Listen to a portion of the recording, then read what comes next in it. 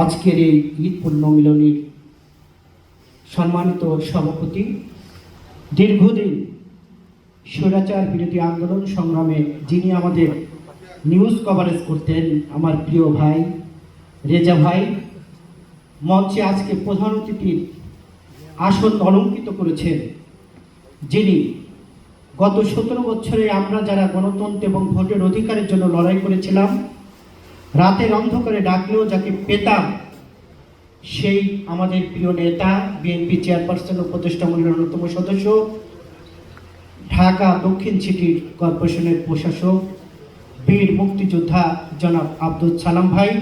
আমরা সালাম ভাইয়ের জন্য জোরে একটা করতালি দিই।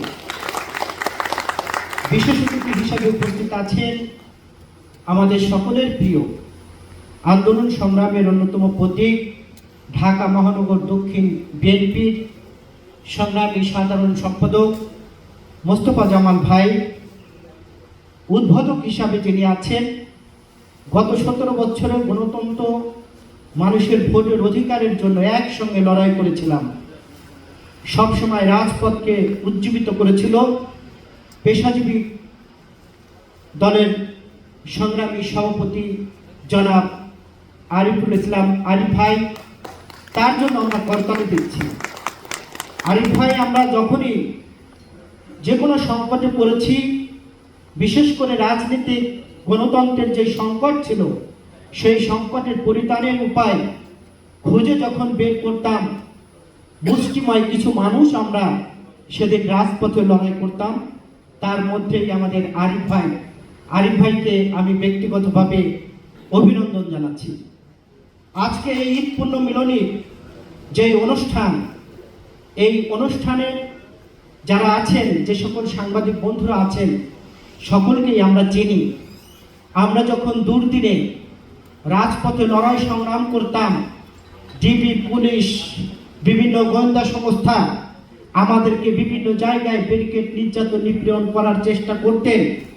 অনেক টেলিভিশনের বন্ধুরা আছেন, তাদের গাড়িতে করে 1 কিলো বাইরে নিয়ে আমাদেরকে নামিয়ে দিতেন, আমাদেরকে চেক করতেন।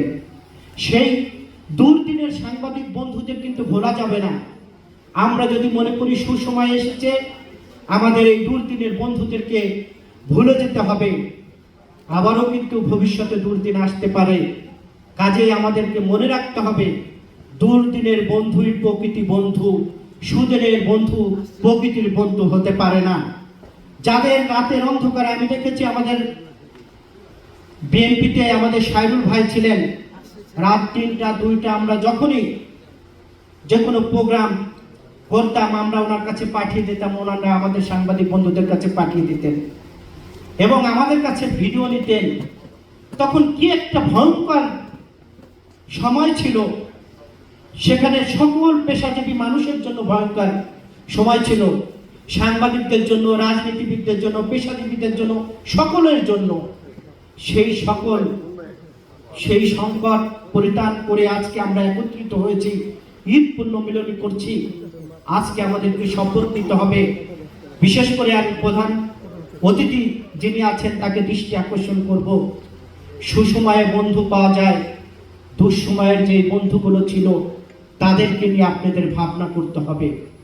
আপনারা যদি সেই দুঃসময়ের বন্ধুদেরকে ভুলে যান, আবার যদি কোনো সংকট মহাপ্রলয় আসে, সেদিন কিন্তু এই বন্ধুদের আপনারা পাশে পাবেন না।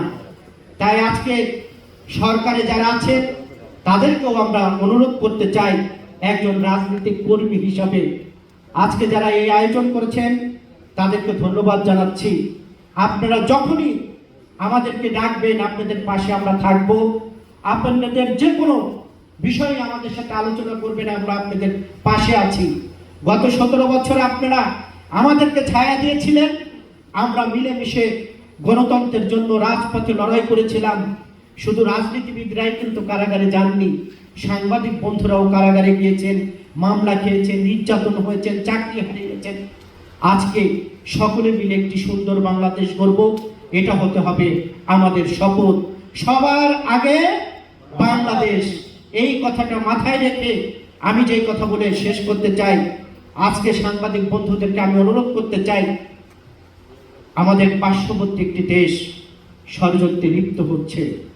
আমরা ইতিহাসে দেখেছিলাম 1978 সালে শহীদ প্রেসিডেন্ট জিয়াউর রহমান যখন রাষ্ট্র ক্ষমতায় ছিল, তখন এই প্রতিবেশী দেশের মধ্যে রাজনীতি মধ্যে একটি উত্তপ্ত সৃষ্টি করেছিলেন, সীমান্ত উত্তপ্ত সৃষ্টি করেছিলেন। আজ আমরা নতুন করে ষড়যন্ত্র দেখতে পাচ্ছি, সীমান্তে পুশিং করার জন্য প্রতিবেশী দেশ উঠে পড়ে লেগেছে। আসুন আমরা সকলে মিলে আমাদের সীমান্ত এবং বাংলাদেশের সার্বভৌমত্ব রক্ষা করব। এটাই হবে আমাদের শপথ। যেহেতু বীর মুক্তিযোদ্ধা আছেন, তার নেতৃত্বে আমরা বাংলাদেশের সার্বভৌমত্ব রক্ষা করব। কেউ আমাদেরকে চোখ রাঙিয়ে দাবিয়ে রাখতে পারবে না। সকলকে ধন্যবাদ জানিয়ে আমি আমার কথা শেষ করছি। আল্লাহ হাফেজ।